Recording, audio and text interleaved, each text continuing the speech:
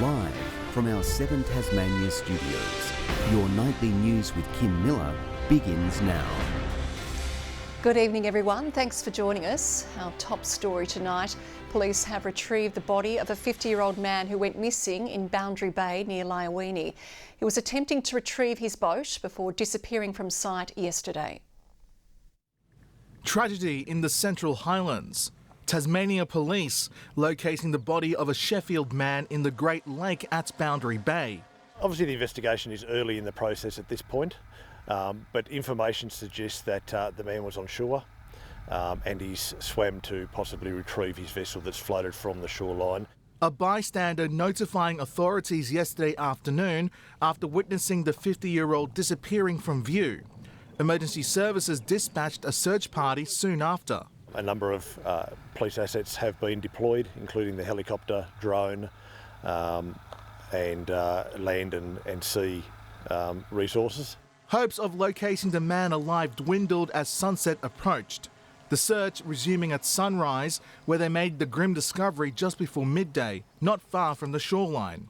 Police located the boat and brought it back to shore, and it will form part of the investigation into the man's death. This is a tragic event that affects obviously the family members, friends, the community and emergency services that have responded. So our thoughts are with the family at this time. Police have thanked the local community for their assistance in the search. A formal identification of the body will be conducted. Mark Zita, 7 Tasmania News. A 39-year-old man has been arrested over a series of jewellery thefts in Hobart. A Salamanca business was broken into twice earlier this month, with $200,000 of items stolen. The Clarendon Vale man is facing several charges after being arrested yesterday over another alleged burglary at a Sandy Bay supermarket. The Taste of Summer Festival has compiled some of Tasmania's top talent to put their own rhythmic spin on 2022's final hours. Police are reminding revellers to drink responsibly and make good decisions to keep the New Year celebrations from turning sour. Through the Taste of Summer gates awaits 40 state-based stars like DJ Fem, ready to send 2022 off in style. We've got 2 stages set up, so we'll have a stage in the atrium as well. Of course, we've got Daryl Braithwaite on around 10 o'clock. The festival experienced its largest crowd last night, with more than 11,000 people lining up. Organisers hoping for another spectacular turnout on New Year's Eve. We've got amazing security here, but we've also got a really great atmosphere and it's a really safe environment. There's a lot of space, there's a lot of respect. The event's waterfront location providing the perfect view of the council's fireworks displays, with a family-friendly show kicking off at 9:30 and another for the adults when the clock strikes 12. Police asking anyone looking to get their fireworks fixed to attend a planned event or acquire their own permit.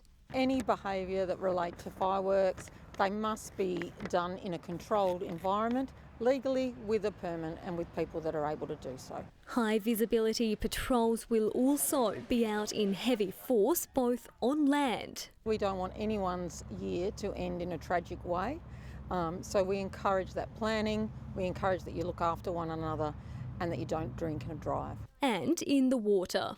Quite a huge percent of our rescues are people that have been drinking that get themselves into trouble. Authorities running a tight ship to ensure everyone wakes up on the first safe, sound and in high spirits for the year ahead. Brianna Boylan, 7 Tasmania News.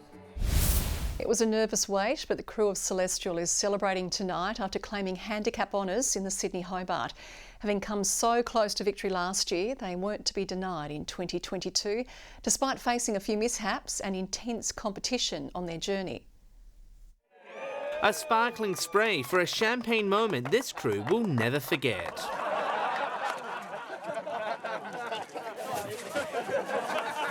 Since arriving on Wednesday, Celestial has watched on as the handicap honours were calculated.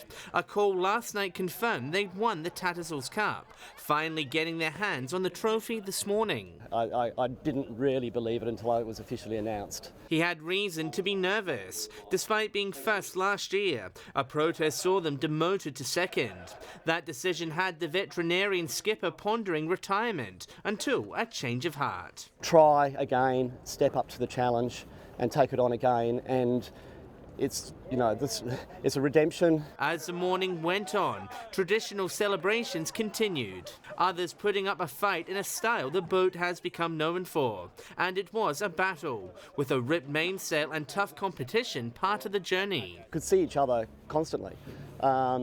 And there was no time really between any of these boats. The victory also a win for the families who watched on. I can't wait till she's old enough to be able to show photos and recollect on what we've achieved. There was no question that I wasn't going to be here or Scarlett wasn't going to be here, so it's what we do. We have fantastic support and a fantastic culture around the boat. There's a lot of family members down here. John Hunt, 7 Tasmania News. The Attorney-General has defended her involvement in the selection process for Tasmania's Civil and Administrative Tribunal. Elise Archer bypassed 4 recommendations for the positions, including Anti-Discrimination Commissioner Robin Banks, and replaced them with 6 others. I'm out today in my capacity as Minister for the Arts. I've covered off on this issue ad infinitum in Parliament, outside of Parliament. I've issued a statement. She says none of her selections had Liberal Party links. Labor is calling out the government for backtracking on an element of a police pay deal negotiated in late November as one of the first unions to sign a wage and conditions agreement. The Labor Party says the state government has withdrawn the no disadvantage clause. Now, the government agreed at that stage that should any of the other industrial bodies achieve a better outcome for their workers, that would apply to police as well, that would be carried over so there'd be no disadvantage. Well, the government are now refusing to put that in their industrial agreement. We absolutely refute that. The Premier has said he will always honour the original agreement. If there's a second vote required, that is a matter for the Police Association. Quite frankly, Labor are wrong and they need to check their facts on this. Police Association members will vote on the deal in mid-January, while paramedics and hospital workers will continue their negotiations into the new year. Well, New Year's Eve revellers will have an affordable and safe way to get home this year. Partygoers in Burnie, Launceston and Hobart will be able to catch a night rider bus for just $2. Used by more than 2,000 customers last year, it will apply on all services from 6 p.m. New Year's Eve until 1 a.m. on New Year's Day. More than 100 extra buses will run across Hobart and Launceston during the night. Well, now to the final of our special political year-ender series, and for the first time in years, Tasmania has a 2-member crossbench. While one is a true independent, Christy Johnston, the other is in exile from a major party. But David O'Byrne believes sitting on the crossbench has given him the opportunity to campaign for what he feels strongly about. If you ask David O'Byrne how he introduces himself... David O'Byrne, Labor member for Franklin. Despite party ties, he's still an outcast from the Labor caucus. Shortly after he was made leader last year, sexual harassment allegations were made public. But he says he's still advocating for Labor causes. Having the ability to talk about those things in my own way has been quite liberating. Viewing housing as the key issue in his electorate. If every night you can't come home to a safe, secure, warm house, there's a whole lot of other things in your life that you won't be able to do. Whether he's a Labor candidate at the next election will be a matter for the party pre-selectors. Leader Rebecca White says she hasn't changed her position on not allowing him back into the party room before then. That's for others to work out. All I know is that I've made a commitment to the people of Franklin to work really hard, to represent their views. Christy Johnston says her second year in the job has seen her realise she can't be all things to all people. I really want to make sure that I am focused on representing those issues that matter most to my community, but most importantly being accessible, so making sure that I prioritise that accessibility to their local member. She too sees housing as the priority, disappointed to see the formation of the Homes Tasmania organisation. I'm very disappointed to see that kind of removal from the core functions of government, the issue of housing. We know that this is a massive issue for our community and the government seems to be abrogating its responsibilities. The recent federal election saw a teal wave hit Australian shores. Christy says she's expecting a few more independents to join her in the Tasmanian house. I think that's what's driving this move towards teal independence or any kind of independence, is an ability to be there, to be the voice of the community and not the party. But ruling out any alliances. The minute you get independents together, you become a party. So I'm very passionately independent person. Josh Duggan, 7 Tasmania News. In the BBL, the Hobart Hurricanes will be looking to finish 2022 in style in tomorrow's Crunch New Year's Eve clash against the Thunder. Sydney has come a long way since being skittled for an embarrassing 15 earlier this month. Albury isn't many people's first choice for a New Year's Eve party, but it's a must-visit place for the Hobart Hurricanes. Flying out this afternoon after a 6-day break, they face a season-defining period. We've got 5 games in 10 days, so it's going to be a big stretch for us, and if we can come out on the positive side of that, it's going to be big for the season. First up is the Sydney Thunder, who've come a long way from their night of shame. Edged! Yes! Yes! All out 15!